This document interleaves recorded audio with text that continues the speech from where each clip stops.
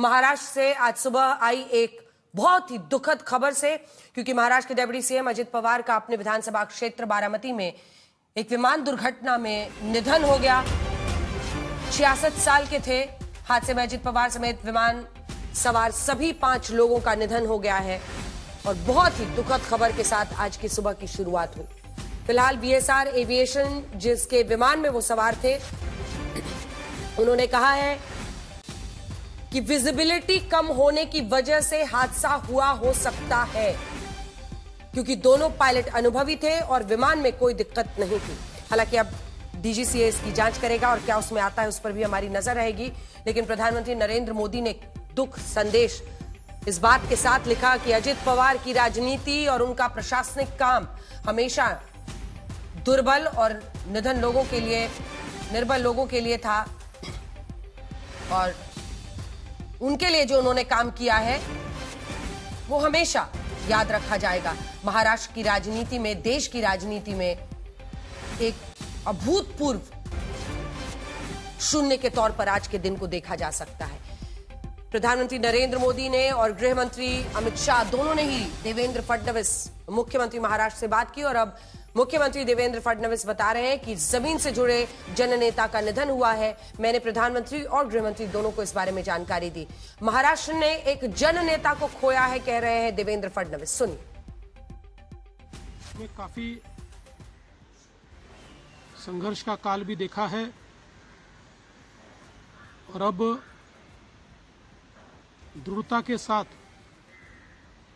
महाराष्ट्र के विकास में जब वो योगदान दे रहे थे और एक बहुत लंबी पारी वो खेलेंगे, ऐसी परिस्थिति थी।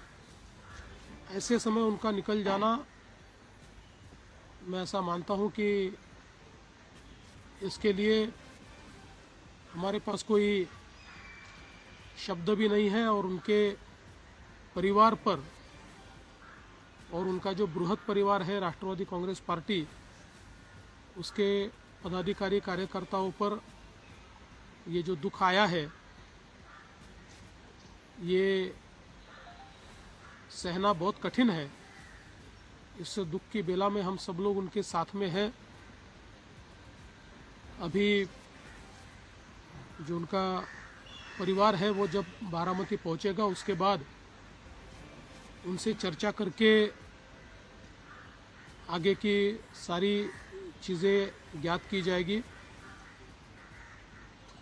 मैं उप मुख्यमंत्री एकनाथ जी शिंदे, हम सभी लोग अभी कुछ समय में बारामती जाएंगे और उसके बाद आगे की चीज़ें आप तक हम पहुंचाएंगे। सुबह मैंने आदरणीय प्रधानमंत्री जी को और आदरणीय गृह मंत्री जी को इसकी पूरी जानकारी दी। उन्होंने भी इस घटना पर बहुत दुख व्यक्त किया है। सभी लोग एक प्रकार से शॉक में हैं और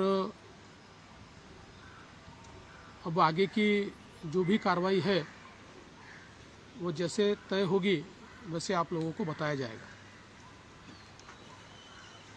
देखिए, दिन बहुत दुखद है और खबर बहुत दुखद है। परिवार वालों पर क्या बीत रही होगी, हम आपको हॉस्पिटल की भी तस्वीरें दिखा रहे हैं। हुजूम पहुंच गया है यहां पर एनसीपी के कार्यकर्ताओं का। ये तो उनका गढ़ था, ये उनका गृह जिला, ये पूरा इलाका जहां पर पवार जो पूरी लेगेसी है पवार फैमिली की, एक पॉलिटिकल डोमिनेंस इस पूरे परिवार का इस इलाके में है, वो सभी आज बिल्कुल स्तब्ध है। उनके लिए यकीन करना मुश्किल हो रहा है कि 66 वर्षीय अजित दादा अब नहीं रहे। अजित दा ही उन्हें इस पूरे इलाके में कहा जाता था। समीर जी भी हमारे साथ जुड़े हुए हैं।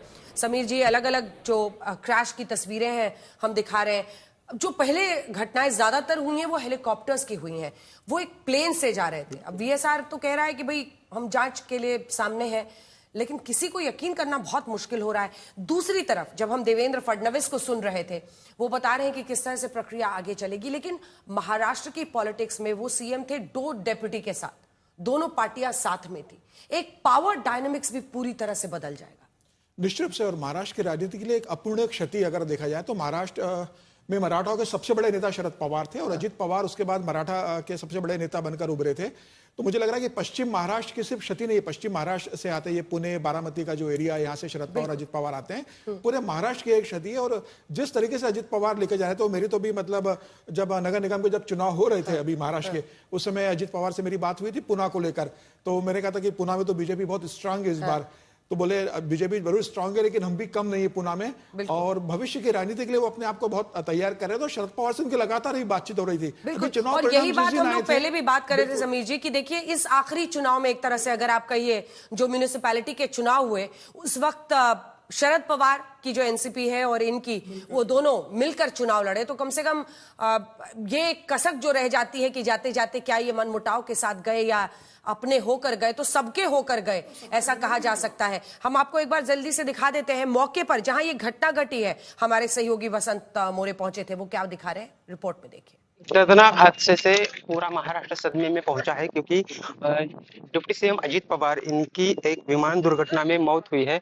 और यहाँ पर देखिए मैं फिलहाल बारामती के पास गोजबावी गांव में मौजूद हूँ जहाँ पर ये दुर्घटना हुई है। यहाँ पर देखिए ये जो दुर्घटनाग्रस्त विमान है, यहाँ की हालत देखिए।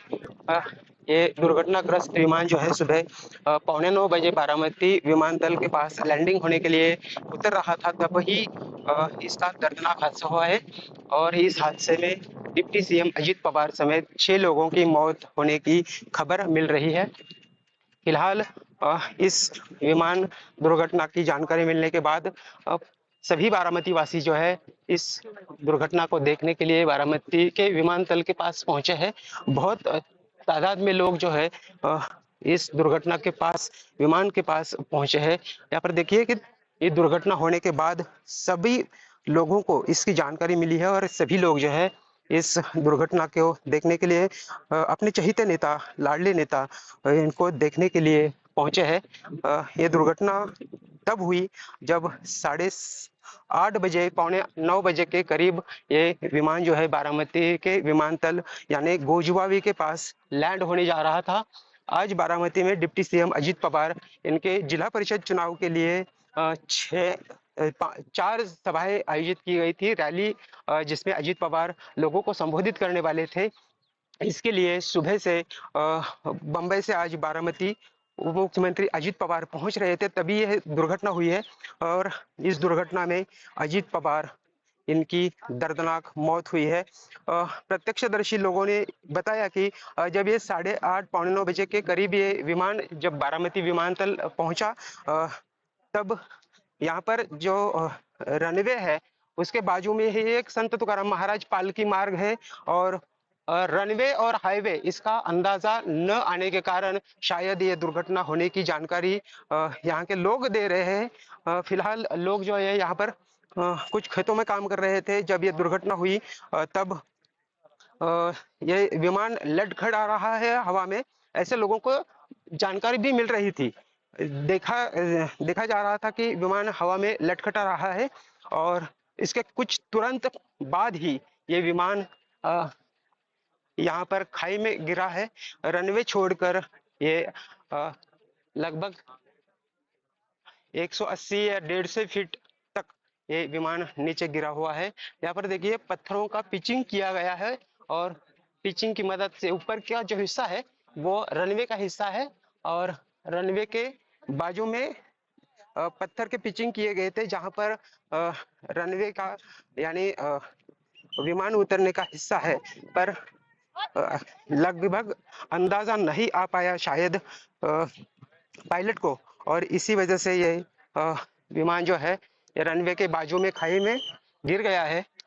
यहाँ पर आसपास जो है सभी खेती का एरिया है जहां पर ये विमान गिरा हुआ है। तुरंत बारामती में कुछ लोग अजित पवार और उनको रिसीव करने पहुंचे थे, पुलिस प्रशासन भी मौजूद था। फिलहाल बारामती में एम्बुलेंस जो विमानतल के बाहर सुरक्षा के लिए तैनात की जाती है वो सभी यहाँ पर मौजूद होने के कारण तुरंत उन्हें मदद मिली, पर हादसा इतना भयानक था कि ये दुर्घटना होने के बाद तुरंत 4 से 5 विस्फोट इस विमान में होने के जानकारी जो है यहाँ पे लोग दे रहे हैं। प्रत्यक्षदर्शी लोग जो है इस दुर्घटना के बाद तुरंत विमान के पास पहुंचे, पैकेट से आग बुझाने की कोशिश भी की, पर लोग ये हादसा ही इतना दर्दनाक था, भयानक था। विमान में आग लगने के कारण कोई तुरंत यहाँ तक नहीं पहुंच पाया। 4-5 विस्फोट होने के बाद ये विमान जो है पूरा क्षतिग्रस्त हो चुका है। यहाँ पर देखिए कि ये विमान का कुछ टूटा हुआ हिस्सा है। यहाँ पर पुलिस ने फिलहाल प्रतिबंध लगाया है कि इस विमान के आजू बाजू कोई नहीं आए। फिलहाल दमकल विभाग ने इस आग को पूरा काबू में कर लिया है। इस विमान के अवशेष देखिए कि ये पूरा क्षतिग्रस्त हुआ है, मलबे के सिवाय इसमें कुछ भी नहीं बचा है। और बारामती में ये बहुत ही दुखद घटना बारामती वासियों के लिए नहीं तो पूरे महाराष्ट्र के लिए, क्योंकि महाराष्ट्र के जो डिप्टी सीएम है अजीत पवार, बहुत सारे लोगों के वो चहेता नेता थे और चहेता नेता होने के कारण बहुत सारे लोगों को इसका सदमा पहुंचा है। फिलहाल बारामती में ये दुर्घटना के बाद अब पूरा मातम सा छाया।